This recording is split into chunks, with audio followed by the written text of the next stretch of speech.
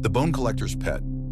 The sands of Saqqara stretched endlessly under the blazing sun. The sky was beginning to dim, its hues shifting to orange and crimson as the day gave way to evening. I was making my way back to camp, the scrolls of the day's work tucked under my arm. The pyramid loomed in the distance, a jagged silhouette against the horizon. Even in its unfinished state, it was a monument to eternity. That was when I saw it. A raven, black as obsidian, perched atop a shattered statue of Anubis. Its gaze was sharp, its presence unsettling. It tilted its head as I approached, unblinking, unyielding. Then it did something strange. It opened its beak and dropped something to the ground. A bone, smooth, white, and polished by time. I paused. The desert was no stranger to bones, but this one felt different. I picked it up, and a chill crept up my arm, sharp as the breath of night. Strange symbols were etched into its surface, faint but deliberate, like whispers frozen in stone. I shoved it into my bag and hurried back, trying to ignore the raven's piercing gaze as it watched me disappear into the dunes. The raven came again the next evening. I was recording the dimensions of the pyramid when I heard it, the rustle of feathers, the faintest call. I turned, and there it was, perched on the edge of my tent, another bone clutched in its beak. This time I didn't pick it up. I told myself it was just a bird, that this was some strange coincidence. But the next morning, the bone was on my table, placed neatly beside the first. The carvings on it glinted faintly in the sunlight, almost alive. The raven returned each night. Each time it brought another bone, and each time the pile on my table grew larger. I began to notice patterns. The bones seemed to form a spiral, one that grew more intricate with each addition. It wasn't long before my nights grew restless. My dreams were vivid, haunted by visions of endless dunes and a towering skeletal figure with hollow eyes that burned like distant stars.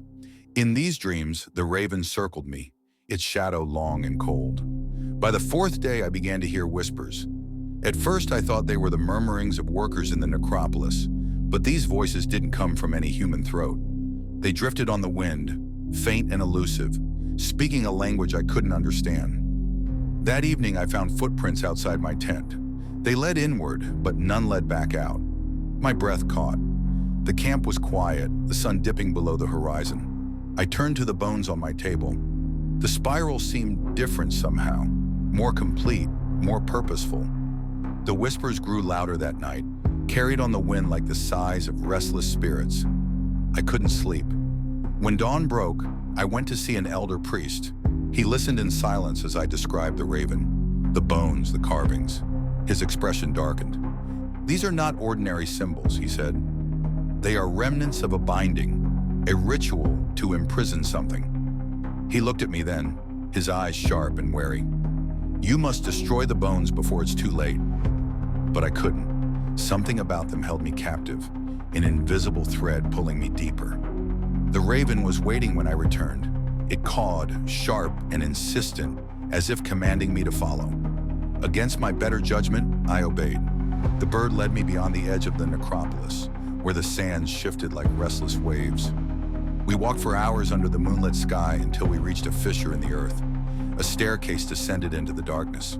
The raven flew ahead, its shadow flickering against the stone walls.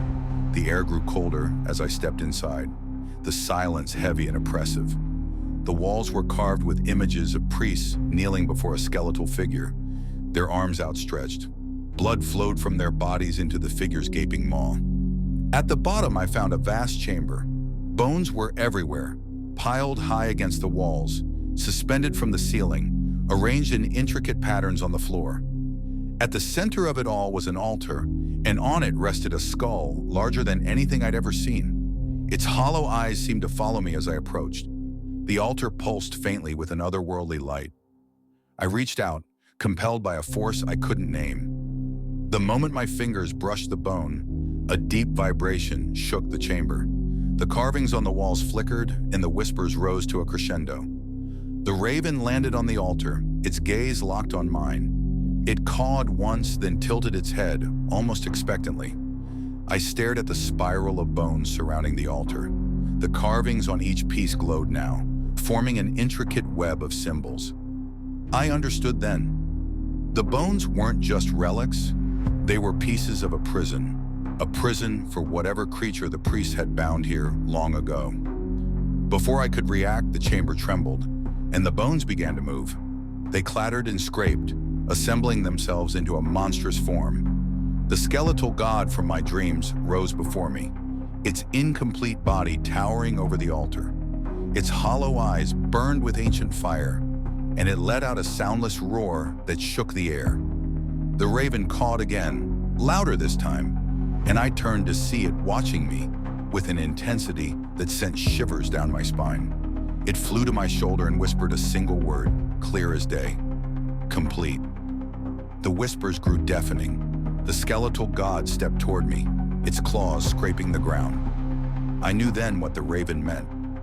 I was the final piece of the prison. My blood, my bones, everything about me was meant to complete the binding. With trembling hands, I climbed onto the altar. The bones beneath me shifted, wrapping around my limbs. The carvings burned into my skin, their light searing my vision. The skeletal god let out another roar, its body collapsing into dust as the ritual took hold. The chamber fell silent. The altar grew cold beneath me, and I felt my consciousness fading, my body dissolving into the spiral of bones. The raven perched beside me, its gaze steady, its duty complete. But I can feel it even now. The god stirs beneath the sands, its prison weakening. And the raven still watches, waiting for the next piece to fall into place.